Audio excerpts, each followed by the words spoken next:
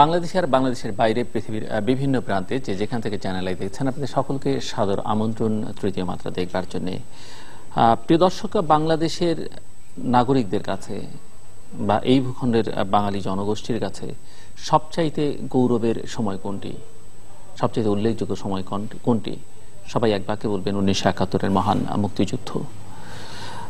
এর আগেও বেশ কিছু বছর বাঙালির ইতিহাসে বা বাংলাদেশের নাগরিকদের ইতিহাসে উল্লেখ করবার মতো, তার মধ্যে 1952 আছে, তার মধ্যে 1962 আছে, তার মধ্যে 1969 আছে। স্বাধীনোত্তর বাংলাদেশে কোন বছরটি বাঙালির জীবনে, বাংলাদেশিদের জীবনে রাজনৈতিকভাবে উল্লেখ করবার মতো বা ঘটনাবহুল? এক বাক্যে সবাই বলবেন 1975 সাল। 1975 সাল অনেক ঘটনা ঘটেছে, তার কিছু অংশ কারো কারো কাছে গৌরবের, কারো কাছে মুক্তির, অনেকের কাছেই সেটি মর্মন্তদ বা নারকীয় ঘটনা বলি। আজকে যে দিনে আমরা কথা বলছি এটি 7ই নভেম্বর।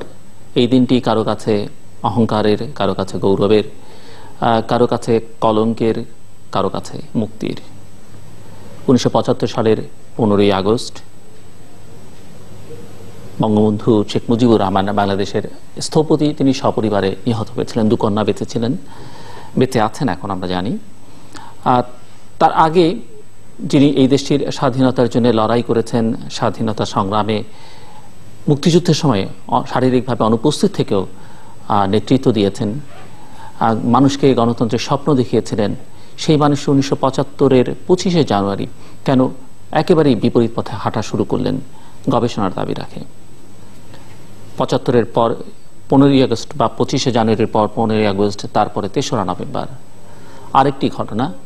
এবং সেই ঘটনার পরে বাংলাদেশে এমন একটা সময় গেছে 3 দিন বাংলাদেশে কোনো সরকার বলতে কিছু ছিল না। এবং তারপর 7ই নভেম্বর, যে দিনটিতে আমরা কথা বলছি। বাকিটা শুনবো আমার 2 অতিথির কাছ থেকে। আমার বায়ে বসা আছেন বাংলাদেশের অত্যন্ত খ্যাতিমান বামপন্থী রাজনীতিক হায়দার আকবর খান রনু, তিনি বাংলাদেশের কমিউনিস্ট পার্টির প্রেসিডিয়াম সদস্য এবং 1975-এর এই ঘটনাবলী, বিশেষ করে 7ই নভেম্বর নিয়ে তার অনেক লেখালেখি আছে, রাজনৈতিক লেখালেখি তিনি দীর্ঘকাল ধরে করছেন, একাধিক গ্রন্থ তার রয়েছে। আমার ডানে যিনি রয়েছেন তিনি বাংলাদেশ কল্যাণ পার্টির চেয়ারম্যান, বীর মুক্তিযোদ্ধা, এবং তিনিও লেখালেখি করেন, তারও একাধিক গ্রন্থ রয়েছে।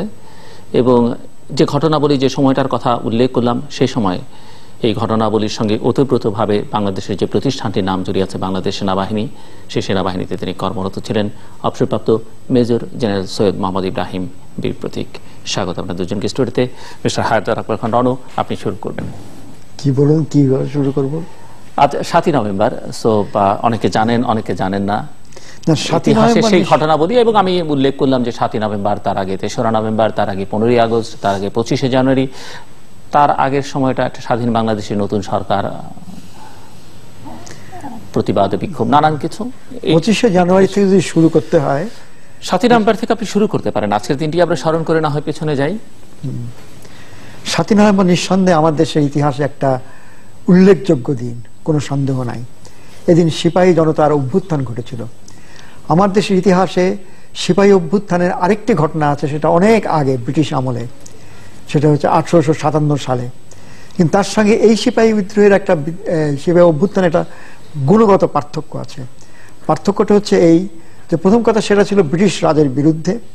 দ্বিতীয়ত, সেই যে 1857 সালের যে সিপাহী বিদ্রোহ, সেটা নেতৃত্ব দিয়েছিল কিছু কমান্ডার, কিছু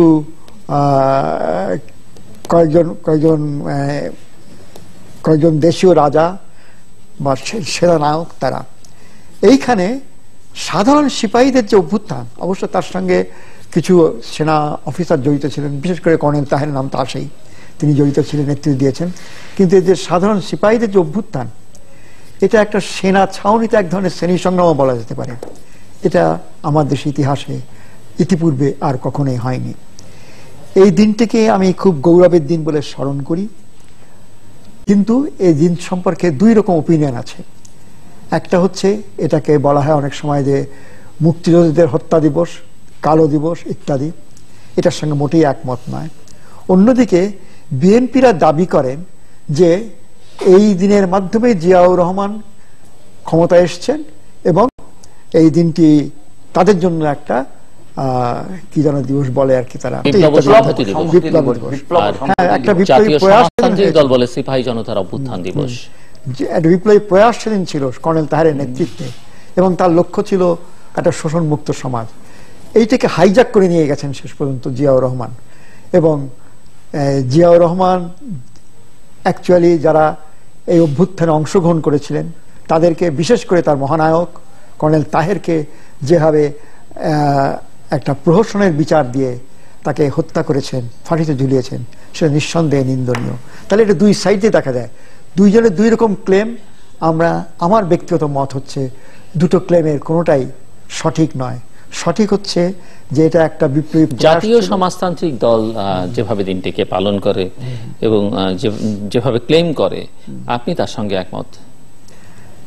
জাতীয় সমাজতান্ত্রিক দল এক এক সময় এক এক ভাবে ক্লেম করেছে, এটা ঠিক সঠিকভাবে কোনটা এই দলটি এই ঘটনার সঙ্গে ওতপ্রোতভাবে জড়িত এবং মূল প্রণব বললেও এই দলটিকে বলতে হবে, সে কারণে জিজ্ঞাসা আপনার কাছে। জাতীয় সমাজতান্ত্রিক দল কিন্তু একটা মনোলিথিক পার্টি নয়, তার ভিতরে নানান রকম ট্রেন্ড আছে এবং নানান রকম মূল্যায়নও, এমনকি তারা একসময় যে মূল্যায়ন করেছেন আজকে আমরা ভিন্ন রকম মূল্যায়ন অনেক সময় দেখি। যাই হোক, অনেকের, আমি যেটা মনে করি সেটা হচ্ছে একটা বিপ্লবী প্রয়াস ছিল, প্রচেষ্টা ছিল, তবে তারা অনেক ভুল করেছেন। কর্নেল তাহের তিনি একজন মহান ব্যক্তি এবং একজন বিপ্লবী, কোনো সন্দেহ নাই, যিনি হাসি মুখে বিপ্লব দীর্ঘজীবী হোক এই কথা বলে ফাঁসিতে ঝুলতে পেরেছেন। তিনি নিঃসন্দেহে খুব বড় মাপের মানুষ, বিরল ব্যক্তিত্ব, কিন্তু তার ট্যাকটিক্সের মধ্যে অনেক ভুল ছিল বলে আমার কাছে মনে হয়, যে কারণে এটা সফল হতে পারেনি শেষ পর্যন্ত, এটা চলে গেছে। মিস্টার রনো, আপনি নিজে একজন বামপন্থী নেতা এবং বামপন্থী বললেও শুধু ভুল বলা হবে এই কারণে যে প্রকৃত অর্থে শ্রেণীচ্যুত হয়ে শ্রেণী সংগ্রামের রাজনীতি করা যে কম সংখ্যক মানুষ এখানে বাংলাদেশে করেছেন, তাদের মধ্যে আপনি অন্যতম একজন।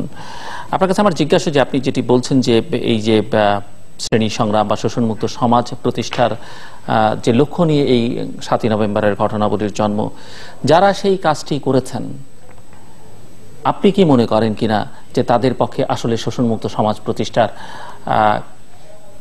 করা যে শ্রেণীগত অবস্থান থাকা দরকার, তারা সেই শ্রেণীর ছিলেন কিনা?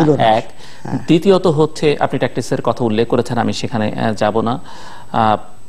তৃতীয়ত হচ্ছে যে এই প্রক্রিয়ার মধ্য দিয়ে যে প্রক্রিয়াটিকে তারা বেছে নিয়েছিলেন সেটি করা সঙ্গত কিনা বা সেভাবে সম্ভব কিনা, সঙ্গত কিনা এই কারণে যে এটি স্বাধীন দেশের, মাত্র সদ্য স্বাধীন হওয়াটা একটি দেশ, সেই দেশের একটি সেনাবাহিনীর একটা ডিসিপ্লিন ফোর্স, তার বিশৃঙ্খলা তৈরি করা তার মধ্যে এটি একটি। আর দ্বিতীয়ত হচ্ছে যে বিপ্লব এভাবে সম্ভব কিনা করা, এটি একটি প্রশ্ন। এবং জাতীয় সমাজতান্ত্রিক দল, অনেক হয়তো আমাকে অন্যভাবে দেখতে পারেন, আমি নিজেও ছাত্রাবস্থায় এই দলটির রাজনীতির সঙ্গে কম বেশি যুক্ত ছিলাম।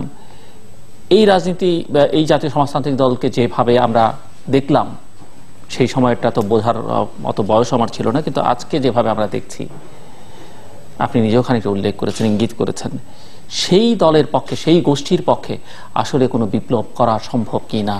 কারণ যারা জীবন দিয়েছেন তাদের প্রতি আমরা শ্রদ্ধাই জানাতে পারি। জাতীয় সমাজতান্ত্রিক দলের হাজার হাজার মেধাবী নেতাকর্মী জীবন দিয়েছেন, কিন্তু যারা বেঁচে আছেন, বিভিন্নভাবে নেতৃত্ব দিচ্ছেন, তাদের সঙ্গে শোষণমুক্ত সমাজ, শ্রেণী সংগ্রাম কিংবা কোড আনকোড বৈজ্ঞানিক সমাজতন্ত্র, এগুলো যায় কিনা? আপনি তো মোটামুটি আপনার প্রশ্নের মধ্যে দিয়ে উত্তর খানিকটা দিয়েই দিয়েছেন। না, আমি প্রশ্নই করেছি আপনার কাছে। বুঝতে পেরেছি, ঠিক আছে। আমি জানি যে আপনি উত্তর অনেক নির্মোহভাবে দেবেন। না, প্রথম কথা হচ্ছে যে জাতীয় সমাজতন্ত্রের যে রাজনীতি ছিল, সেই রাজনীতি, এবং কোনো অতিথিকে আমার বড় করা ছোট করা আমার কাজ না, কিন্তু আমি মিন করে এবং আমি অন্তর থেকে বলেছি যে যে কজন রাজনীতিবিদ শ্রেণীচ্যুত হয়ে শ্রেণী সংগ্রামের রাজনীতি করেছেন, আপনি তাদের মধ্যে একজন। ধন্যবাদ। এটা অনেক বাড়তি কথা হয়ে গেল। যাকে প্রথম কথা হচ্ছে জাতীয় সমাজতান্ত্রিক দলের কিন্তু ঠিক বৈপ্লবিক রাজনীতি ছিল না, একটা ইমোশনের দ্বারা ব্যাপার ছিল, একটা হইচই করা তৎপরতা ছিল, এবং নিঃসন্দেহে তাদের অনেকে একটা বিপ্লবী আকাঙ্ক্ষা নিয়ে মৃত্যুবরণ করেছে। বাংলাদেশে একটা বিরাট তরুণের একটা উত্থান হয়েছিল, ঠিক কথা। কিন্তু বৈজ্ঞানিক সমাজতন্ত্রের যে রাজনৈতিক ব্যাখ্যা এবং বৈজ্ঞানিক সমাজতন্ত্রের মতাদর্শের দিক, সে ব্যাপারে এটা অনেক দুর্বলতা ছিল এবং প্র্যাকটিক্যালি ছিলই না, অনেকটা হটপট পার্টি ছিল। ফলে এইরকম দল দিয়ে এরকম একটা বড় বিপ্লব, আমার মনে আছে সেদিন তারা ডাক দিয়েছিলেন যে নভেম্বরের ডাক, বিপ্লবের ডাক, অর্থাৎ 7ই নভেম্বর আবার রাশিয়ার 7ই নভেম্বরের সঙ্গে মিলে যায়, কিন্তু দুটোর মধ্যে অনেক আকাশ পাতাল পার্থক্য রয়েছে। সেই মতাদর্শগত ছিল না, সেই নেতৃত্ব ছিল না, এবং তাদের উচিত ছিল সেক্ষেত্রে শুধু সেনাবাহিনী তো বিপ্লবে অংশগ্রহণ করে, রাশিয়া বিপ্লবে করেছে, সব জায়গায় করে, কিন্তু সেটাই একমাত্র জিনিস নয়। তার উচিত ছিল শ্রমিক, কৃষক বা ঢাকার আশেপাশের শ্রমিকদেরকে মোবিলাইজ করা, কই করতে পারেননি, তারা জানতো না। তারপরে তারপরে একটা কর্মসূচি হাজির করা উচিত ছিল। বিপ্লব যে করছেন, বিপ্লবের পরে কর্মসূচিটা কি? আমি শুনেছি যে তারা কিছু কর্মসূচি তৈরি করেছেন, এটা জিয়া রহমানকে দিয়ে সই করিয়েছে, আমি পেয়েছি, আমি দেখেওছি, কিন্তু তাতে কি হলো? জনগণ তো জানলো না 12 দফা কর্মসূচি। এবং 12 দফার মধ্যে ছিল অনেক ভালো ভালো কথা ছিল, কর্মসূচি ছিল না, দাবি দেওয়া টাইপের ছিল। হ্যাঁ, দাবি ছিল।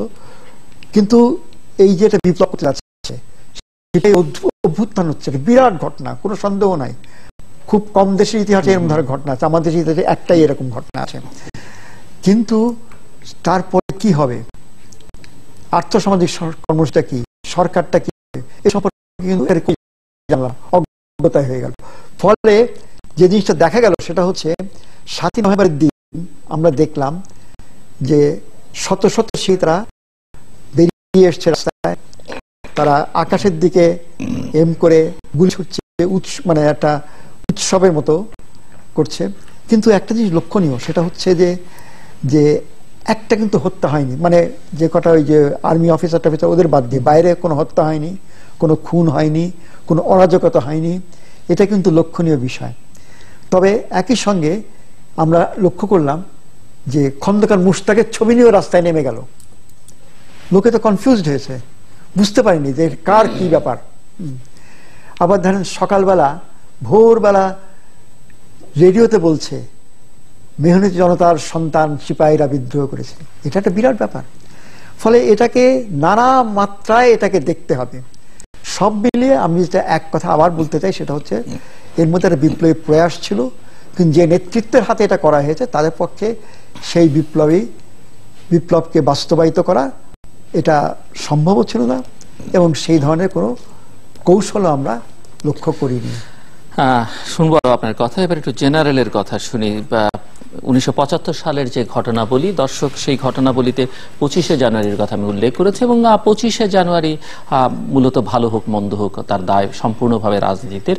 কিন্তু 25শে জানুয়ারির পরে সেই ধারাবাহিকতায় যে ঘটনাগুলো ঘটেছে, 15ই আগস্ট কিংবা 3রা নভেম্বর, 7ই নভেম্বর, তার সঙ্গে বাংলাদেশ সেনাবাহিনী বা সেনাবাহিনীর কিছু কিছু কর্মকর্তা, কিছু সৈনিক বা অধিকাংশ কর্মকর্তা সৈনিক, যেভাবে আমরা বলি না কেন, তারা যুক্ত ছিলেন।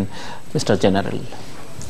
জিলুল ভাই, আপনাকে ধন্যবাদ, দাওয়াত দিয়েছেন। এটা একটা গুরুত্বপূর্ণ দিবস, অতএব এর আলোচনাটা তাৎপর্যবাহী, এবং আপনি যে আমাদের উভয়কে দাওয়াত দিয়েছেন তার জন্য উভয়ের পক্ষ থেকে ধন্যবাদ, আর নিজেরটা তো আছেই। বিসমিল্লাহির রহমানির রহিম। আসসালামু আলাইকুম। দর্শক শ্রোতাকে আমার শ্রদ্ধা। রণ ভাইয়ের সঙ্গে আমি এখানে বোধহয় প্রথমবারই চ্যানেল আই 3য় মাত্রায়, আর আরেকবার এখন থেকে বছর 2-2.5 আগে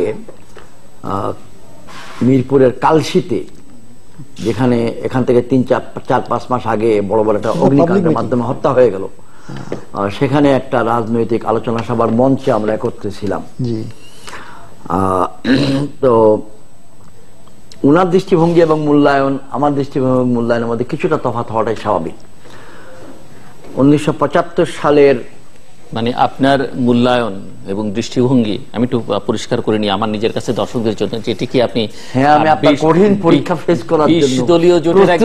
20 দলীয় জোটের একজন নেতা হিসেবে না তৎকালীন একজন সেনা কর্মকর্তা হিসেবে?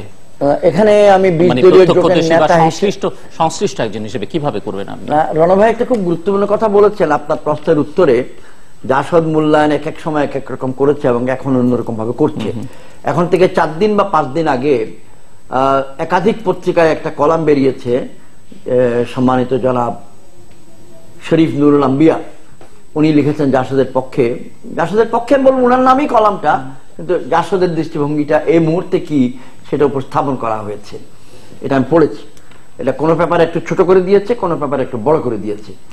আর বিষয়টা এত গভীর, আপনার যে প্রশ্ন, এটা বলে রাখছি এই জন্য যে আজকের আলোচনার পরেও অনেক প্রশ্নের উত্তর পাওয়া যাবে না। তো আমার নিজের লেখা দুটো কলাম বেরোবে, একটা যুগান্তরে, একটা নয়া দিগন্তে। আজকে 7 তারিখ সকালে লোকে পড়বেন, সম্মানিত পাঠকরা পড়বেন। এতেও যদি সন্তুষ্ট না হয়, আমার নিজের লেখা বই মিশ্র কথন, সেখানে 56.5 পৃষ্ঠা অধ্যায়টা হচ্ছে এটার উপরে। তো আমি 1975 সালে বাংলাদেশ সেনাবাহিনীতে চাকুরিরত ছিলাম, মেজর, সেনাবাহিনী সদর দপ্তরে সামরিক সচিবের শাখায়। তখন মেজররাই সব ঘটনা দুর্ঘটনা, তখন মেজররাই মেজর ঘটনাগুলো, জেনারেলরা আম জনতা হিসাবে থাকতেন।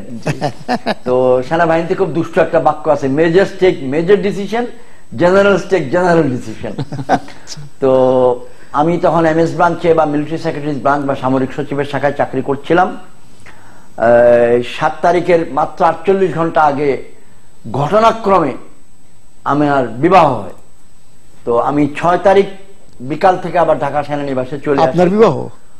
নিজের বিয়ে পরিকল্পিত তারিখ ছিল, কিন্তু ঘটনার কারণে সেটা অনুষ্ঠান সব বাদ যায়, শুধু ধর্মীয় এবং আইনের অনুষ্ঠানটুকুই হয় আর কি। আচ্ছা আচ্ছা। তো আমার শ্বশুরবাড়ি খুবই কাছে, শীতলক্ষা নদীর পারে, মুক্তিযুদ্ধকালে 3 নম্বর সেক্টরের আওতায় পড়ে, আমাদের যুদ্ধের পথে ছিল সেটা, রূপগঞ্জ থানার হেডকোয়ার্টারে মুরাপাড়া গ্রাম। যেটা বলছিলাম, তো আমি 6 তারিখ বিকেলে ওই একদিন গ্যাপ দিয়ে আবার ঢাকা সেনানিবাসে ফেরত আসি। তো 3 নভেম্বরের যারা ছিলেন সেটাতে জড়িত হওয়ার যথেষ্ট আহ্বান পেয়েছিলাম, কিন্তু আমি যাই নাই। আমার বন্ধু ক্যাপ্টেন তাজ, ওনারা সবাই ছিলেন। 46 ব্রিগেডের অধীনে চাকরি করতাম, ওনারা সবাই ছিলেন। সম্মানিত অতি শ্রদ্ধেয় কর্নেল সাফাত জমিল বীর বিক্রম মরহুম, ওনারা গিয়েছেন। প্রথম ইস্ট বেঙ্গল রেজিমেন্ট গিয়েছে। সেজন্য এটা অতি পরিচিত জনদের মধ্যে পরিচিত একটা ঘটনা ঘটে যাচ্ছে। আর 15ই আগস্টের সময় না দাওয়াত পেয়েছি, না জ্ঞান পেয়েছি, না অবহিতি পেয়েছি। ঘুমের থেকে উঠে শুনলাম রেডিওতে বিভিন্ন স্লোগান। তো খুব ব্যস্ত সময় গিয়েছে 75-এর আগস্ট, 75-এর সেপ্টেম্বর, অক্টোবর, নভেম্বর। তো যে প্রশ্নটা আপনি করেছেন সেটা হচ্ছে নভেম্বরের 7 তারিখ ঘটনাটা হলোই বা কেন, কিন্তু আপনি নিজের প্রশ্নের মাধ্যমে কিছু কথা বলে গেছেন, কিছু কথা আপনি বলে গিয়েছেন। সেটা হচ্ছে সূচনাটা করেছি, আমি একটু সংক্ষেপে সারমর্মটা তুলে দেই, আপনি যদি একটু অব্যাহতভাবে বলার কয়েকটা মিনিট সময় দেন। জাসদকে আমি তুলনা করি আমার লেখালেখিতে সবকিছুতে যে ওই 72-73 বাঘের বাচ্চার মতো। কিন্তু বাঘের বাচ্চা জন্ম নিয়েছে বাঘের বাচ্চা হিসেবে, লড়াই করতে চায় বাঘের বাচ্চা হিসেবে, কিন্তু তার যুদ্ধক্ষেত্রটা বাঘের জন্য উপযোগী ছিল না। 72-এ যখন জাসদ জন্ম হয়, তারা ঘোষিত লক্ষ্য হয়ে গেল বঙ্গবন্ধু সরকারকে স্থানচ্যুত করা। এটা সাংঘাতিক বড় একটা লক্ষ্য। জাসদের সভাপতি হলেন অন্যতম sector commander major M A Jalil, যাকে কোনো খেতাব দেওয়া হয় নাই, যাকে যুদ্ধের পর গ্রেফতার করা হয়েছে, যাকে কোর্ট মার্শাল করা হয়েছে, এমন একটা ব্যক্তি। জাসদের মহাসচিব হলেন জনাব আসাম আব্দুর রব, যিনি মার্চের 2 তারিখে স্বাধীন বাংলাদেশের পতাকা তুলেছেন। তাই একটু লক্ষ্যবস্তুরে খেয়াল করুন যে জাসদের রক্তটা তখন টকবক করছে বিদ্রোহে, অথবা যে আপনারা যা সিদ্ধান্ত নিচ্ছেন জাতীয় পর্যায়ে, তার সঙ্গে আমরা তরুণরা একমত নই। তো এই পর্যায়ে জাসদ ঢাকা মহানগরের রাজপথে অনেক রক্ত দিয়েছে সরকার উৎখাতের জন্য, এটা রাজনৈতিক আন্দোলনের অংশ হিসেবে, কিন্তু পেরে ওঠে নাই।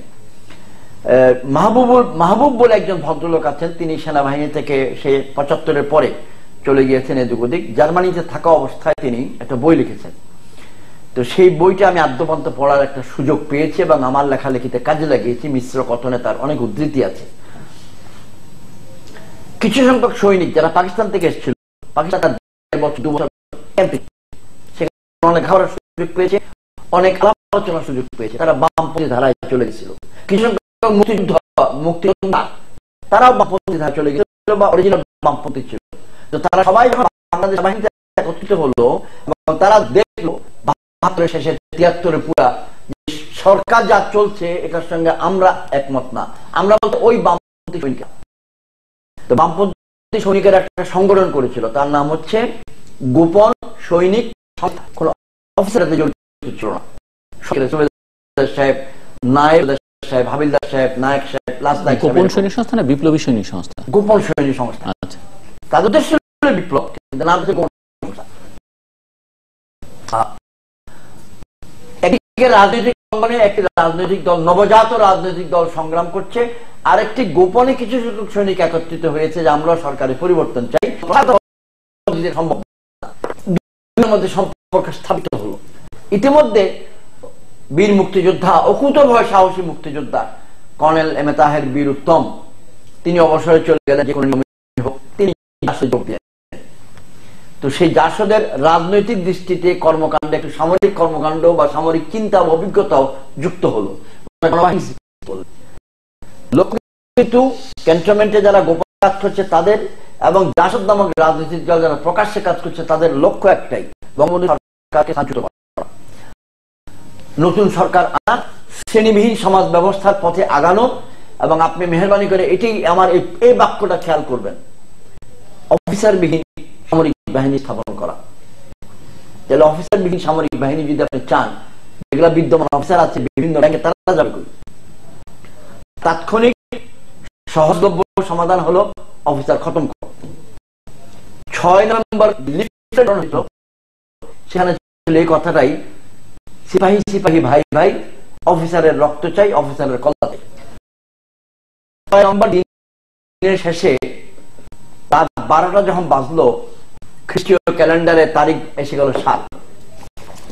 এই 7 নম্বরে বিপ্লব হবে, এটা হতোই 7 নম্বর হোক আর যে দিন হোক, কিন্তু 15ই আগস্টের ঘটনা এবং 3রা নম্বরের ঘটনা পরিকল্পনাকারীদের, আন্দোলনকারীদের বাধ্য করেছে 7 নম্বরে করে ফেলতে। কারণ 15ই আগস্ট জাসদের সিদ্ধান্ত ছিল না, 15ই আগস্ট গোপন সৈনিক সংস্থার সিদ্ধান্ত ছিল না, তারা একটা ঘটনা সামনে পেয়ে গেছে এবং তারা বললে এরকম ভাবে যদি ঘটনা পরিবর্তন হতে থাকে তাহলে আমাদের বিপ্লবের কি হবে। আবার 15ই আগস্টের প্রতি বিপ্লব বলতে পারেন বা সংশোধনমূলক বিপ্লব বলতে পারেন বা নতুন একটা উদ্দেশ্য নিয়ে একটা সামরিক কু বিপ্লব না, 3রা নভেম্বরে হয়ে গেল তৎকালীন ব্রিগেডিয়ার খালেদ মোশাররফ বীর উত্তম ওনাদের নেতৃত্বে। এটাতে আবার এই গোপন সৈনিক সংস্থা এবং জাসদ উভয়ের সামনে বড় প্রশ্ন এসে গেল, আরো একটা ঘটনা ঘটে গেল, তাহলে আমরা কি করছি, আমাদেরটা কি হবে? কারণ ওনারা তো একটা বড় লক্ষ্য নিয়ে আগাচ্ছেন। আমার মূল্যায়নে 15ই আগস্ট ওনারা তেমন অস্থিরতায় ভুগছিলেন, সাংঘাতিক অস্থিরতায় ভুগছিলেন। তো 15ই আগস্টের ওনাদের ভীষণ বড় মাপের কোনো লক্ষ্যবস্তু ছিল না, 3রা নভেম্বরে অনেক বড় মাপের কোনো লক্ষ্যবস্তু ছিল না, কিন্তু 3রা নভেম্বরে ঘটনা একটা ঘটে গেছে বড়, সেটা হচ্ছে ছোট ঘটনা বড় তাৎপর্য। যদি আপনারা মেহেরবানি করে খেয়াল করেন, ঢাকা মহানগরের কলাবাগান এলাকায় রাজনৈতিক মিছিল, যে মিছিলের নেতৃত্ব দিয়েছিলেন ব্রিগেডিয়ার খালেদ মোশাররফ এর বীর উত্তম, ওনার ভাই, সঙ্গে ছিলেন মিছিল ওনার মা, এবং সেখানে কিছু স্লোগান উচ্চারিত হয়েছিল যেগুলো মানুষের নিকট পৌঁছিয়েছে এই মর্মে, যেটা ভারতপন্থী বিপ্লব বা ভারতপন্থী কুদেতা। তো এটা ভুল বোঝাবুঝি সৃষ্টির, এখন সঠিকভাবে ভারতপন্থী ছিল কি ছিল না আমি এটা সাক্ষীও দিতে পারবো না, মূল্যায়ন করতে পারবো না, কিন্তু মানুষের মনে পারসেপশনটা ওই মুহূর্তে এটা হয়ে গিয়েছিল। এখন এরই মধ্যে গোপন সৈনিক সংস্থা এবং জাসদের গণবাহিনী সর্বোচ্চ কমান্ডার হচ্ছেন, সিদ্ধান্ত প্রদানকারী অধিনায়ক হচ্ছেন কর্নেল এম এ তাহের বীর উত্তম। ওনারা সিদ্ধান্ত নিলেন বাংলাদেশ সেনাবাহিনীতে 7ই নভেম্বর একটি সিপাহী জনতার বিপ্লব ঘটাতে হবে। জনতা বলতে গণবাহিনী নেতৃত্ব দেবে ক্যান্টনমেন্টের বাইরে, সিপাহী বলতে গোপন সৈনিক সংস্থার নেতৃত্ব দেবে ক্যান্টনমেন্টের ভেতরে। ইতিমধ্যে কিন্তু খেয়াল করুন, 3রা নভেম্বরের বিপ্লবে ফলশ্রুতিতে নবনিযুক্ত সেনাবাহিনী প্রধান মেজর জেনারেল জিয়াউর রহমান বীর উত্তমকে গৃহবন্দী করা হয়েছিল, তাকে পদচ্যুত করা হয়েছিল। খালেদ মোশাররফ সাহেব সেনাবাহিনী প্রধান হয়েছিলেন, মেজর জেনারেল র্যাঙ্ক পড়েছিলেন 5ই নভেম্বর সকালে। 6 তারিখের ইত্তেফাকে সকলের ছবি ছিল। এইরূপ প্রেক্ষাপটে দুজনেরই ক্যারিশমা ছিল। কর্নেল এম এ তাহের বীর উত্তমের একটা ক্যারিশমেটিক আবেদন মানুষের নিকট ছিল, ব্রিগেডিয়ার খালেদ মোশাররফ বীর উত্তমের একটি আবেদন ক্যারিশমা মানুষের নিকট ছিল, সবচেয়ে বেশি ছিল কিন্তু জিয়াউর রহমান বীর উত্তমের একটি আবেদন। এটাকে ইংরেজি ক্যারিশমাকে বাংলায় কি বলা যেতে পারে আমি ঠিক জানি না, ক্যারিশমেটিক ক্যারেক্টার, ক্যারিশমেটিক অ্যাপিল। সৈনিকদের উপরে কিন্তু এর একটা বিরূপ প্রতিক্রিয়া পড়ে। তো 6 নভেম্বর দিনের শেষে রাত 12টার পূর্বে সকলেই যারা যারা সংবাদ পেয়েছে তারা কিন্তু একটা অবস্থান নিয়ে নিয়েছে, এবং আমিও এরকম ভাবে একটা অবস্থান নিয়ে নেই যে আমি কোন দিকে যাব। একদিকে আমি নিজে একজন মেজর, আমি শুনছি সিপাই সিপাই ভাই ভাই, অফিসারের কল্লা চাই, অফিসারের রক্ত চাই, তা আমি কোন দিকে যাব? কিন্তু বেঙ্গল রেজিমেন্টের অফিসার, আমাদের একটা দৃঢ় বিশ্বাস ছিল ইস্ট বেঙ্গল রেজিমেন্টের সৈনিকগণ এইরূপ শৃঙ্খলা ভঙ্গ কোনোদিনও করবে না। এটা একটা অসীমিত আত্মবিশ্বাসের উপর ভর করে আমি দ্বিতীয় ইস্ট বেঙ্গল রেজিমেন্টে চলে গেছিলাম, যাদের সঙ্গে আমি মুক্তিযুদ্ধ করেছি, যেখানে শত শত সৈনিক আমার এখনো পরিচিত। তো সেখানে গিয়েছি এবং আসলে আমার আত্মবিশ্বাসটা সত্য প্রমাণিত হয়েছে যে তারা সাথেও ছিল না, পাতেও ছিল না। রাতভর তাদেরকে সঙ্গে রেখেছি, একত্রে রেখেছি, মাইক ব্যবহার করে দিক নির্দেশনা দিয়েছি। সকালবেলা 4:30টায় আমি অনুমোদন দিয়েছি এবং বুদ্ধি দিয়েছি, সকল সৈনিকরা মিলে ট্রাকে ওঠো, সকল অস্ত্র গোলাবারুদ নিয়ে বাকি সৈনিকদের সঙ্গে ঢাকা মহানগরে বিপ্লবে যাও। আর আমি সেখান থেকে সরে গেছি, আমার অংশটা বাদ। এখন সেই রাত্রে কিন্তু সিপাহী জনতার, সিপাহীর হাতে অনেক অফিসার নিহত হলো। রণ ভাই, এটা তো সত্য, আপনি নিজেও বললেন যে ঢাকা ক্যান্টনমেন্টের বাইরে হয় নাই, ভেতরে কিন্তু হত্যা হয়েছে, অফিস আদালত তছনছ হয়েছে। খুব বেশি কি? অল্প কিছু কিছু হয়েছে, কারণ বাকিদেরকে তো পাই নাই, কিন্তু নিয়ত ছিল করা। এখন ফলে এই জিনিসটা রূপ নিয়েছে যে আপনারই অধীনে চাকরি করে সিপাহীরা, সৈনিকগণ, ওনারা অফিসারদের বাড়িতে যে অফিসার হত্যা করছেন। যারা নিজেদের নিরাপদ আশ্রয় নিতে পেরেছেন তারা বেঁচে গেলেন, যারা জানতেন না বা অবহেলা করেছেন তারা কিন্তু চলে গেলেন। কিছু নারী অফিসার অপদস্থ হয়েছেন, একজন তো মারাই গেছেন। এই ঘটনা কিন্তু একমাত্র ঘটনা না। সৈনিকরা যখন লাইন ছেড়ে বেরিয়ে গেল, হাজার হাজার রাইফেল থেকে গোলাগুলি শুরু হলো। যে সকল সৈনিক গোপন সৈনিক সংস্থার অংশ ছিল না, সাধারণ সৈনিক, লেটাস কল দেন, ওনারা কি করলেন? ওনারাও নিজের অস্ত্র নিয়ে বেরিয়ে গেলেন, সিপাই সিপাই ভাই ভাই। ওনারা পরে আবিষ্কার করলেন যে এখানে এরকম একটা ঘটনা আছে। প্রথম টার্গেট ছিল সৈনিকদের পক্ষ থেকে জিয়াউর রহমান সাহেবের বাসস্থান। সেখানে গেলেন জাসদপন্থী সৈনিকগণ, সেখানে গেলেন জাসদপন্থী সৈনিক, বাইরে যারা সাধারণ সৈনিকগণ, সকলেই গিয়ে প্রথম কাজ যেটা করলেন জিয়াউর রহমান সাহেবকে মুক্ত করা। জিয়াউর রহমান সাহেবের ওখানে যারা পাহারাদার ছিলেন বেঙ্গল রেজিমেন্টের সৈনিক, ওরাও এদের সঙ্গে যোগ দিল যে আসলে গত 3 দিন আমরা একটা ভীষণ তিতা কাজ করতেছি, অপ্রিয় কাজ করতেছি, জিয়াউর রহমান সাহেবকে আমরা পাহারা দিচ্ছি। ওনাকে মুক্ত করা হলো। এখন কিন্তু একটা ক্রাইসিস এসে গেল, জিয়াউর রহমান সাহেব মুক্ত হলেন, কিন্তু যাবেন কই? জাসদ চেয়েছিলেন ওনাকে ঢাকা মহানগরে এলিফ্যান্ট রোডে নিতে, সিপাহীরা বললো যে না, আপনি ক্যান্টনমেন্টে বাইরে যেতে পারবেন না, আপনাকে নিরাপদে ক্যান্টনমেন্টের মধ্যে রাখবো। সেই গল্পটা এর পরের প্রশ্নের উত্তরে আসবো। সৈনিকগণ ঢাকা মহানগরে, ঢাকা ক্যান্টনমেন্টে সেই সময় 10,000 সৈনিক থেকে থাকে, আপনি ধরে নেন 9,000 সৈনিকই পথে এসছে। সেদিন যদি আপনি মনে করেন 10,000, 9,000ই জাসদপন্থী ছিল, ভুল হবে। 1/4 অথবা 1/5 জাসদপন্থী ছিল, বাকিটা সাধারণ সৈনিক। ভোর হওয়ার আগেই এরা কিন্তু ঢাকা মহানগরে ছড়িয়ে পড়ে। আর্মির ট্যাঙ্ক, আর্মির ট্রাক, আর্মির জিপ, আর্মির পিকআপ, অর্ধেক সৈনিক আর অর্ধেক সাধারণ নাগরিক, মোড়ে মোড়ে মোড়ে মোড়ে। আমি নিজে আমার ইউনিফর্ম খুলে, যেহেতু একটা র্যাঙ্ক একজন সৈনিক কেড়ে নিয়ে গেছিল, ডান দিকেরটা ছিল, বাম দিকেরটা নিয়ে গেছিল জিপের থেকে টান দিয়ে। তো ঢাকা মহানগর আমার মোটরসাইকেল নিয়ে আমি ঘুরেছি, সেই অভিজ্ঞতাটা পেয়েছি। সারাদিন ঘুরেছি, সন্ধ্যাবেলা আবার দ্বিতীয় ইস্ট বেঙ্গল রেজিমেন্টে গিয়েছি, একটা নিরাপদ জায়গায় রাতটা কাটিয়েছি। সেই দিনটা যদি অফিসার হত্যার পরিকল্পনাটা আর একটু অগ্রসর হইত তাহলে কি হতো? সেদিন যদি জিয়াউর রহমান সাহেবকে এরা মুক্ত করে নিরাপদ না রাখতেন, তাহলে সম্ভাবনা আছে জিয়াউর রহমান সাহেবের জীবনটাই বিপন্ন থাকতো, অথবা তিনি কোনোখানে হোস্টেজ হয়ে যেতেন। এবং বাংলাদেশের রাজনৈতিক দিক নির্দেশনাটা কোন দিকে যেত? পরের প্রশ্ন হয়তো শেষ করব। উত্তরটা হলো যে বাংলাদেশ একটা খুবই ক্রিটিক্যাল টাইমে একটা যুগ সন্ধিক্ষণ এবং অবস্থানগত সন্ধিক্ষণের ছিল। আমাদের স্বাধীনতার সার্বভৌমত্ব বিপন্ন ছিল, সেনাবাহিনীর কাঠামো বিপন্ন হয়েছিল, এমনকি সাধারণভাবে যেটাকে আমরা রাজনীতি বলি, প্রথাগত রাজনীতি, সে পুরো প্রথাগত রাজনীতির অস্তিত্বটা প্রশ্নের সম্মুখীন ছিল। এবং এই সবগুলোই হয়েছিল, হয়তো রণভাইয়ের সঙ্গে আমি আংশিকভাবে একমত হবো যে একটা ভালো লক্ষ্যবস্তু ছিল, কিন্তু প্রস্তুতি কম ছিল, নেতৃত্ব সাংঘাতিকভাবে দুর্বল ছিল। তো কোনোদিনও রক্তপাতের মাধ্যমে অফিসারবিহীন সেনাবাহিনী কায়েম করা, এটা তো উল্লেখযোগ্য হতেই পারে না। তো অল্প সময়টা সব বলা যাবে না জিল্লুর ভাই, আমি নিজে দেখেছি এবং শুনেছি সেটা বললাম, আর বাকিটা তো বললাম। আপনি শুনলেন, মানে জানি না ওনার সঙ্গে ভিন্ন মত প্রকাশের বা কোনো না, উনি তো ওনার অভিজ্ঞতাটা বললেন, সেই অভিজ্ঞতা আমার নাই, কিন্তু আমি যেটা বলতে চাচ্ছি সেটা হচ্ছে যে যেভাবে ওনার অভিজ্ঞতা বলে অভিজ্ঞতার মধ্যে কিছু বোঝাবারও পরিস্থিতি চেষ্টা করেছেন। বুঝতে পেরেছি।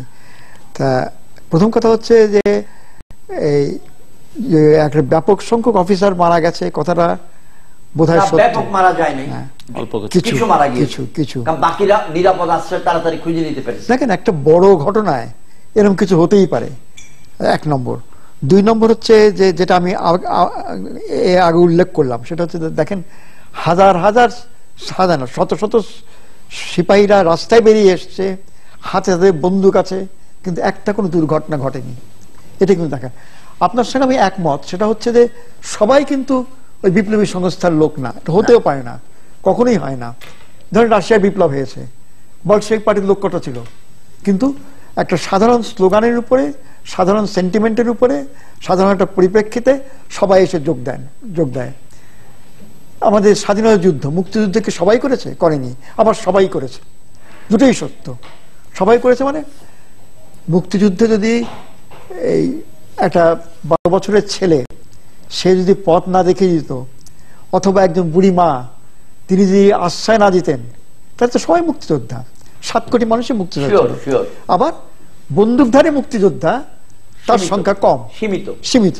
এখানেও ঠিক তাই, একটা বিপ্লবী এই সৈনিক সংস্থা যেটা ছিল, আমি যতদূর জানি, আমি তো সরাসরি যুক্ত না, শুনেছি, এবং এটা খুব স্বাভাবিক। বিপ্লবী সৈনিক সংস্থা, যে কারণে আমি জেনারেল ইব্রাহিম যখন বলছিলেন গোপন সৈনিক সংস্থা, না আমি আপনার লেখায় পড়েছি বা অন্যান্য লেখাও যেখানে থেকে পড়েছি, সব জায়গায় বিপ্লবী গোপন সৈনিক সংস্থা নাম ছিল না, মানে ওটা গোপন ছিল, এটা মিন করেছে। নাম কি ছিল? নাম বোধহয় গোপন, নাম ঠিক মনে হয় না। গোপন বিপ্লবী জিনিসটা গোপনে ছিল, মানে যেটা ইতিহাসটি আলোচনা করছি, জিনিসটা এনিওয়ে সোফার বিপ্লবী সৈনিক সংস্থা ছিল, বা গোপন হয়তো আগে পরে ছিল আর কি, এরকম কিছু হবে। গোপন তো বটে, এটা তো প্রকাশ নয়, রাইট। তার সংখ্যা তো সবসময় কম থাকবে, অল্প সংখ্যক লোক, কিন্তু একটা বিশেষ সিচুয়েশনে তারা যে স্লোগান উত্থাপন করেছিল, সেই স্লোগানের পেছনে সমস্ত সৈনিক কেন, সাধারণ মানুষ এসে র্যালি করেছিল। আমি দেখেছি ট্যাঙ্কের মধ্যে, এই দৃশ্যটা আর কখনো দেখা যাবে না। ট্যাঙ্কের মধ্যে সিপাহীরা বন্দুক নিয়ে আছে, ফায়ার করছে উপর দিকে, মানুষ এসে ফুলে মারা দিচ্ছে, ট্যাঙ্কে চড়ে আছে একসঙ্গে, ছবি আছে এরকম সাধারণ দেখা। সেই দিক থেকে তবে আপনি যেভাবে খানিকটা অবমূল্যায়ন করলেন বলে মনে হলো, সেটার সঙ্গে আমিও বাইরের থেকে যা দেখেছি, সেটার সঙ্গে আমি ঠিক একমত হতে পারছি না। এটা একটা মহৎ ঘটনা, কোনো সন্দেহ নাই, বিপ্লবী মহৎ প্রয়াস, এতেও কোনো সন্দেহ নাই। যেমন ধরেন রাশিয়ার বিপ্লব যদি হয়ে থাকে, রাশিয়ার বিপ্লব তো সোলজাররাই করেছে, অফিসাররা ছিল না। এখন একটু আমি একটু শুনতে চাইবো যে সাধারণ মানুষ যে ফুলের মালা দিল বা অভিনন্দন জানালো সৈনিকদের, এটি তো নিশ্চয়ই 15ই আগস্টের ঘটনার কারণে নয়, এটি তো নিশ্চয়ই 3রা নভেম্বরের ঘটনার কারণে নয়।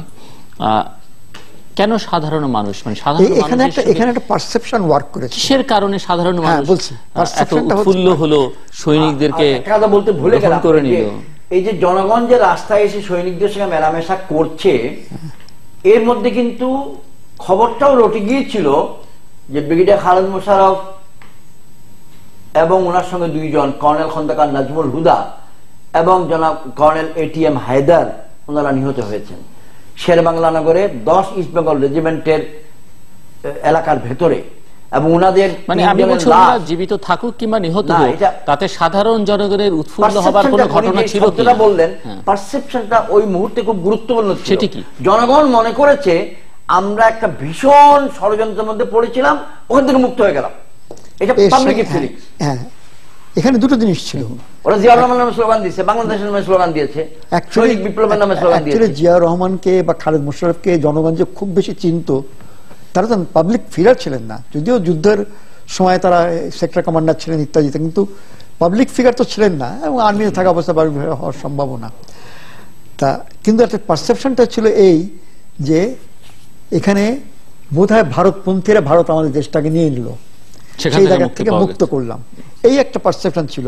যে কারণে ভারত বিরোধী হিসাবে চিহ্নিত হয়েছিলেন জিয়াউর রহমান একসঙ্গে, এবং খালেদ মোশাররফকে চিহ্নিত করেছিল ভারতপন্থী হিসাবে। আসলে ঘটনাটা হয়তো সেরকম কিছুই না, কিন্তু এটা পারসেপশন। এবং একই কারণে খন্দকার মুশতাককেও তারা কিন্তু করেছিল, ভারত বিরোধী হিসাবে চিত্রিত করেছিল, এবং তার ছবি টবি নিয়ে এসেছিল।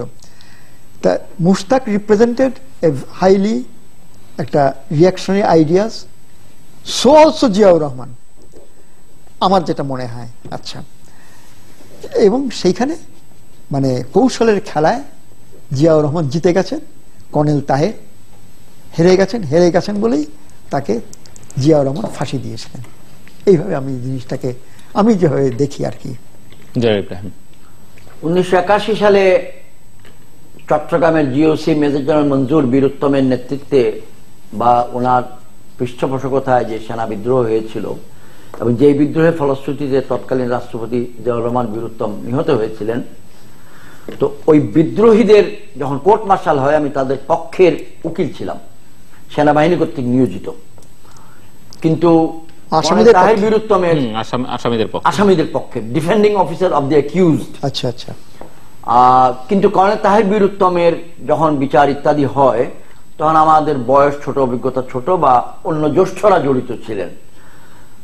কিন্তু আমাদের এই আলোচনায় রণ ভাই আমার থেকে জ্যেষ্ঠ, 72 বছর বয়স, আমি 66, 6 বছর বড় তিনি। আর সেনাবাহিনীতে যারাই আছেন, আমি আজকে আপনার সামনে মেজর জেনারেল ইব্রাহিম জিদুল ভাই বিনয়ের সঙ্গে অবশ্যই বলতে হবে, ওনারা আমাদের অনেক জ্যেষ্ঠ, অনেক শ্রদ্ধেয় ব্যক্তি এবং মুক্তিযুদ্ধের কিংবদন্তি এক একজন। তো সেজন্য আমাদের উচ্চারণগুলো শোভনীয় এবং সাধারণ বাংলা পরিভাষায় আদবের মধ্যে যেন হয়, আমি এটাই চাই সবসময়। কিন্তু ঘটনা হলো কর্নেল তাহের বীরুত্তম একটা পক্ষে পড়ে গেছেন এবং এখন 2014 সালে এসে দাঁড়াচ্ছে কথাটা যে 2009 ফেব্রুয়ারি মাসে পিলখানায় সৈনিকগণ অফিসারদেরকে পাখির মতো গুলি করে মারার সাহস কোত্থেকে পেল? হয়তো সাহস দিল্লির থেকে আসছে, হয়তো সাহস জেনেভার থেকে আসছে, হয়তো সাহস ইসলামাবাদ থেকে আসছে, কিন্তু তাদের সামনে তো প্রেসিডেন্স আছে। এই প্রেসিডেন্স বা উদাহরণ, সেই উদাহরণটা বাংলাদেশে স্থাপিত হয়েছে 1975 সালের নভেম্বর মাসের 7 তারিখ অফিসারদেরকে মারা যায়। 77 সালে কিন্তু আরো দুটি বিদ্রোহ হয়েছে, বগুড়া সেনানিবাসে অফিসার মারা হয়েছে এবং ঢাকা সেনানিবাসে তেজগাঁও বিমানবন্দরে বিমান বাহিনীর বিদ্রোহ হয়েছে, সেখানে অফিসার মারা হয়েছে। জাপানি রেড ব্রিগেড একটা প্লেন হাইজ্যাক করে নিয়ে এসেছিল। আজকে যাদের বয়স 50, 55 থেকে নিচে যারা সত্যকার অর্থে, ওনাদের জন্য এগুলো ইতিহাস, ওনারা তো দেখেনও নাই, উপলব্ধি করার সময় পায় নাই। তরুণ ভাইদেরকে, তরুণ সন্তানদেরকে বলবে এটা গভীর মনোযোগের সঙ্গে খেয়াল করতে যে আমাদের ইতিহাসের এই বিপজ্জনক মোড়গুলো কোথায় কোথায় ছিল। তো যদি কেউ প্রশ্ন করে সেনাবাহিনীর সৈনিকদের মধ্যে রাজনীতির বীজ কে লাগালো, তাহলে উত্তর হবে জাসদ লাগিয়েছে। এখন কোন উদ্দেশ্যে লাগাইছেন আমি জানি না, যদি মনে করি ভালো উদ্দেশ্যে, কিন্তু উদ্দেশ্যটা ভালোর দিকে যায় নাই, মন্দের দিকে চলে গেছে। ফলে এই 7ই নভেম্বরকে আমরা খুবই প্রশ্নবোধক চিহ্ন দিয়ে বিচার করতে হয়। এই অংশটা যে গোপন সৈনিক সংস্থার মাধ্যমে যা কিছু করা, কিন্তু ভাই যেটা বলছেন সেখানে একটা মাহাত্ম্য আছে, মহত্ব আছে, যে সৈনিক এবং সিপাহী, সৈনিক এবং জনগণ যে একত্রিত হয়ে ঢাকা মহানগরকে দখল করলো, রাজপথ দখল করলো, এই যে সংহতি, এটি কিন্তু জাতীয় সুরক্ষার জন্য, সার্বভৌমত্ব রক্ষার জন্য বড় রকমের একটা সূচক। এবং সেনাবাহিনীতে নিয়ন্ত্রণ আনা প্রয়োজন ছিল। Chief of the general staff brigadier Khaled Mosharraf নবম প্রমোশন পেয়ে তিনি সেনাবাহিনী প্রধান হয়েছিলেন, তিনি নিহত হয়ে গেছেন। বাকি অফিসাররা কে কোন দিকে 3 দিন ধরে কোনো খবরই নেই। আচ্ছা, আপনি বললেন যে 3 দিন দেশে কোনো সরকার ছিল না, সেই সময় একটু কল্পনা করুন তো, 75,000 সংখ্যক একটা সেনাবাহিনী এবং 9.5 কোটি মানুষের একটি দেশ, তার কোনো সরকার নেই। তো সেখানে একটা মানুষই সামনে দাঁড়িয়েছিল। তিনি বলেছেন, আমি উভয়ের প্রতি আমার যথেষ্ট সম্মান জানিয়ে, শ্রদ্ধা জানিয়ে বলতে চাই যে কর্নেল তাহের বীরুত্তম এবং তখনকার আমলের জেনারেল জিয়াউর রহমান বীরুত্তমের মধ্যে কি পরিচয়, বন্ধুত্ব বা আলাপ সমঝোতা ছিল, সেটা সম্বন্ধে আমাদের ধারণা খুব অস্বচ্ছ, কারণ এটা কোথাও লিখিত নাই, তাই না ভাইয়া? লিখিত নাই। কিন্তু সেদিন কিন্তু জেনারেল জিয়াউর রহমান শক্ত হাতের পরিস্থিতিটাকে ধরেছিলেন। 7 তারিখ বিকালবেলায় তিনি নিয়ন্ত্রণে নিয়ে নিয়েছেন, 8 তারিখ সকালে তিনি ক্যান্টনমেন্টে মাঠে সকল সৈনিকদের অ্যাড্রেস করেছেন। কর্নেল তাহের কিন্তু ওনাকে মুক্ত করেছেন। কর্নেল তাহের মুক্ত করেন নাই, কর্নেল তাহেরের পৃষ্ঠপোষকতায়, আগ্রহে, উৎসাহে জাসদপন্থী সৈনিকগণের একটি অংশ ওনার বাসভবনে গিয়েছেন। সমান সংখ্যক সাধারণ সৈনিক যারা ব্যথিত ছিল যে জিয়াউর রহমানকে কেন গ্রেপ্তার করা হলো, এটা আমরা মানতে রাজি না। তো এখন সাধারণ সৈনিকগণ জিয়াউর রহমানকে মুক্ত করেছেন ভালোবাসা এবং দেশপ্রেমের টানে। কর্নেল তাহের মধ্যে জাসদ সৈনিকগণ মুক্ত করেছেন ভালোবাসা এবং জাসদের মহব্বতে। কিন্তু লক্ষ্যবস্তু ছিল জিয়াউর রহমানকে মুক্ত করতে হবে। মুক্ত হওয়ার পর জিয়াউর রহমান কোন দিক যাবেন, এর উত্তর জিয়াউর রহমান দিয়েছেন যে আমি ক্যান্টনমেন্টে থাকতে চাই, বাইরে যেতে চাই না। কোন অর্থে ক্যান্টনমেন্টে থাকতে চাই, বাইরে তো তিনি এসেছেন ওই রাতের জন্য, ওই রাতের জন্য, ওই দিনের জন্য আর কি। 7 তারিখ সারাদিন কিন্তু উনি এখান থেকে বেরোন নাই। তো এগুলা খুব কঠিন প্রশ্ন, এর জন্য গভীর পড়তে হবে। অনেক সেনাবাহিনীর অফিসার বই লিখেছেন, ব্রিগেডিয়ার সাখাওয়াত লিখেছেন, কর্নেল হামিদ লিখেছেন, কর্নেল সাফাত জামিল বীর বিক্রম তিনি লিখেছেন। এখন এখানে তাৎপর্যটা ঠিক এখানেই, আমরা বলছি যে জাতীয় বিপ্লব ও সংহতি দিবস, আমরা বলছি সিপাহী জনতার বিপ্লব দিবস, এবং যেহেতু মুক্তিযোদ্ধা কয়েকজন ইন্তেকাল করেছেন, শহীদ হয়েছেন, নিহত হয়েছেন, আমরা বলছি মুক্তিযোদ্ধা হত্যা দিবসও। কিন্তু অরিজিন যদি খুঁজতে যান, ওয়ের ফ্রম ইট অরিজিনেটস, সমাজতন্ত্র বুঝতেই মানুষের ঘাম চলে যাচ্ছিল, সেখানে বৈজ্ঞানিক সমাজতন্ত্র বোঝার জন্য মস্তিষ্ক কোথায় পাবো বলেন তো? হাজার হাজার লাখে লাখে তরুণ কিন্তু বৈজ্ঞানিক সমাজতন্ত্রের জন্য তখন রাজপথ দখল করে ফেলেছে। হোম মিনিস্টার মনসুর আলী সাহেবের বাড়ির সামনে কি রক্ত দেয় নাই, জান দেয় নাই, দিয়েছে। তো আমি বরঞ্চ কনক্লুড করবার জন্য, মানে আমি এখানে ইন্টারাপ্ট করলাম, আপনি আরো 2 মিনিট কন্টিনিউ করতে পারেন, কিন্তু শেষ করে দিতে হবে আপনাকে আপনার বক্তব্য। জি, মানে এরপর আপনি আর সুযোগ পাবেন না। ও ভাই, আমরা একেবারে শেষ, ওনাকে দিয়ে কনক্লুড করাই দিই, অসুবিধা নেই। আমার পক্ষ থেকে এটা মানে এটাই নিয়ম, আপনাকে যখন আমি বায়ে বসাবো তখন আপনাকে না আমার কোনো আপত্তি নাই তো। তিনি শ্রদ্ধেয় মানুষ, জ্যেষ্ঠ রাজনীতিবিদ, উনি বলবেন। আমি 7.5 বছর নবীন রাজনীতিবিদ, তিনি প্রবীণ রাজনীতিবিদ, তো এইটুক সম্মান আমি ওনাকে দেবই। আমি যেটা বলতে চাচ্ছি সেটা হচ্ছে সামরিক বাহিনীর ভেতরে সৈনিকগণের মধ্যে রাজনীতিকে প্রবেশ করানো কাজটি সঠিক ছিল না, এটা হলো নাম্বার 1। নাম্বার 2 হচ্ছে বর্তমানেও আমরা যেন এই ধরনের কোনো কল্পনা কোনো মহলে কোনোদিন যদি থাকে, ঘূর্ণাক্ষরেও যদি কারো স্বপ্নে, দিবা স্বপ্নে বা রাত্রিকালীন স্বপ্নেও থাকে, এটা যেন আমরা বের করি।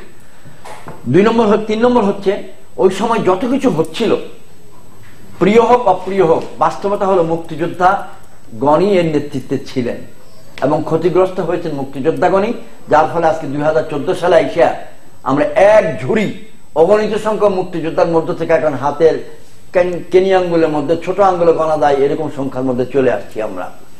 আর সর্বশেষ আমি অনুরোধ করবো শ্রোতা মন্ডলীর কাছে, বিশেষ করে যাদের নিকট আমি আমার বয়স থেকে, রণ ভাইয়ের বয়স থেকে আবদার করে বলতে পারি, যারা সন্তান সম, কনিষ্ঠতম ভাইয়ের সমান, যে তোমরা ইতিহাসকে জানতে চেষ্টা করো। বাংলাদেশের ইতিহাসে অনেকগুলো মোড় আছে, অনেকগুলো বাঁক ছিল, অনেকগুলো টার্নিং পয়েন্ট ছিল, তার মধ্যে অবশ্যই অন্যতম কঠিনতম হচ্ছে 1975।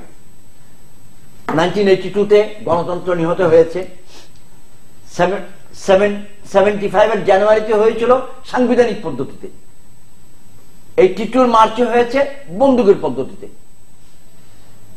2007 সালের জানুয়ারি মাসের 11 তারিখে হয়েছে বন্দুক এবং সংবিধান দুটোটাকে মিলাইয়া, মাথা খাটিয়ে। তো উনি যে বললেন কৌশল, ওই কৌশলের অভাব। আমরা কামনা করবো। অনেক ধন্যবাদ। আর আমার আখেরি বক্তব্য, আপনাকে ধন্যবাদ পুনরায়। আমাকে ধন্যবাদ। অনেক প্রশ্ন উত্তর যদি না পাওয়া থাকে এটা সন্ধান করে বের করতে হবে, এই আর কি। শেষ করবেন আপনি। 7 তারিখ ভালো দিবস, একটি ইতিহাসের গুরুত্বপূর্ণ দিবস। শুভেচ্ছা। ভালো খারাপ সেটাই জনগণ ডিসাইড না, মানে আমি আপনি তো একই কথা রিপিট করব, সেটা হচ্ছে, আর তাছাড়া তারপরে আমি বলবো যে এটা নিয়ে আরো গভীর গবেষণা করা দরকার, গভীর আরো অনেক আলোচনা করা দরকার, আরো অনেক তথ্য সংগ্রহ করা দরকার। তো সাধারণভাবে দেখা যায় যে এটা নিঃসন্দেহে আমি চাইবো না যে আর্মি কু হোক বা যখন তখন আর্মি সিপাহীরা বিদ্রোহ করুক, এটাও নিশ্চয়ই চাইবো না আমি, আজকের অবস্থায় ডেফিনেটলি চাইবো না। কিন্তু সেদিনকার বাস্তবতায় এটা একটা বাস্তব ঘটনা ছিল এবং এর একটা মহৎ উদ্দেশ্য ছিল, যেটা শেষ পর্যন্ত কার্যকরী বাস্তবায়িত হয়নি। তার কারণটিও আমি ব্যাখ্যা করেছি। এর বেশি তো আর নতুন করে বলার কিছু নাই, বলতে গেলে আরো লম্বা বলা যায়, সময়ও নাই। অনুষ্ঠানের শেষ প্রান্তে আমরা তৃতীয় মাত্রা সম্পর্কে আপনি লিখতে পারেন ডাকে, ইমেল, SMS এর মাধ্যমে, ইন্টারনেট, আমাদের অফিসিয়াল ওয়েবসাইট অথবা সোশ্যাল নেটওয়ার্কগুলোতে যেসব পেজ রয়েছে সেসব পেজে আপনাদের মতামত রাখতে পারেন।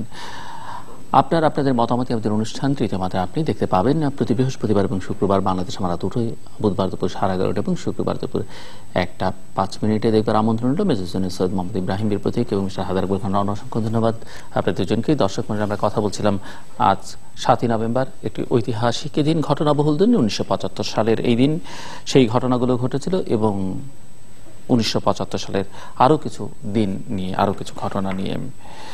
1975-এর 25শে জানুয়ারি যে ঘটনা ঘটেছে, 15ই আগস্টে যে ঘটনা ঘটেছে, কিংবা 3রা জানুয়ারি অথবা 7ই নভেম্বর যা ঘটেছে, সবগুলো ঘটনাই কিন্তু শেষ পর্যন্ত বাংলাদেশের মুক্তিযুদ্ধকে ক্ষতিগ্রস্ত করেছে, মুক্তিযোদ্ধাদের ক্ষতিগ্রস্ত করেছে, বাংলাদেশের গণতন্ত্রকে কোনো না কোনোভাবে বিপদগ্রস্ত করেছে।